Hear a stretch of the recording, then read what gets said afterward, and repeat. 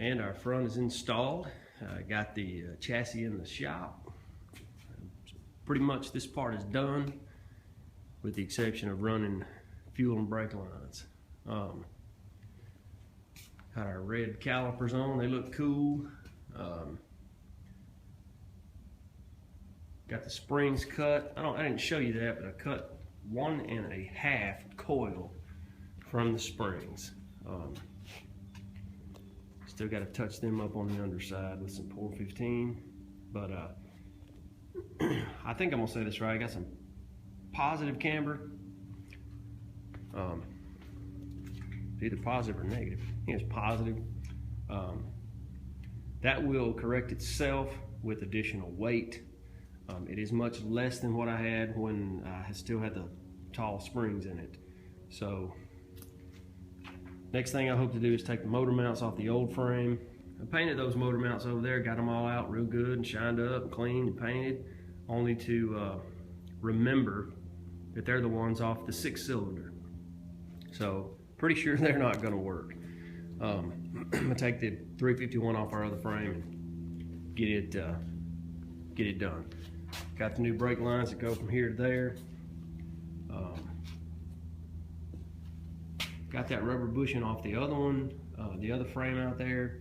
Ended up having to burn that one off, the original one. I pretty much just messed up.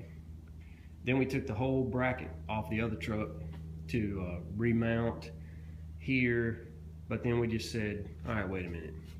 There's a way these things come off. We looked at it, greased it up, messed with it, put the impact wrench on it, clamped it down on the other side, and pretty much pulled it apart like it's supposed to do. So figured that out and saved myself some money. I want to say an entire kit of these 4 for the back and 2 for the back and 2 for the front, $75, $80, $85. So very much an incentive to figure out how to fix it. New radius arm bushings, those are new. The other ones were wore out, I showed you those. So installed, good, ready to go. I'll show you the next steps. Bear with me. Besides cleaning my shop up. Next step is to get to our old frame here.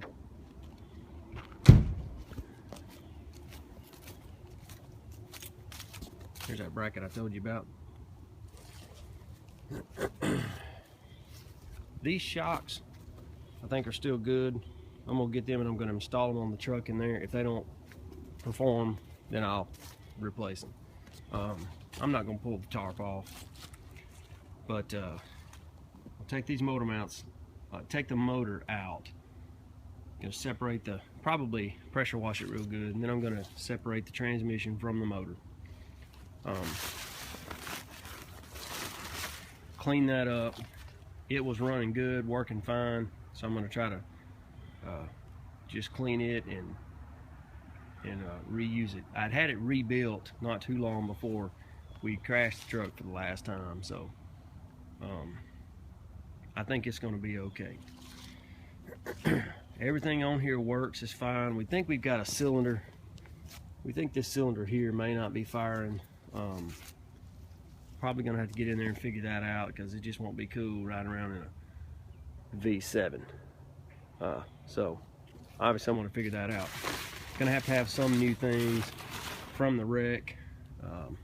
Alternator got damaged, fan got bent, pulley here, it's hooked onto the balancer. You can tell it's got a pretty bad damage in it. So I've got some things up front to repair, but they're just those things. We don't have any other damage on the rest of the engine, because really all that happened was the radiator pushed back into this stuff and just kind of bent it. So that's that.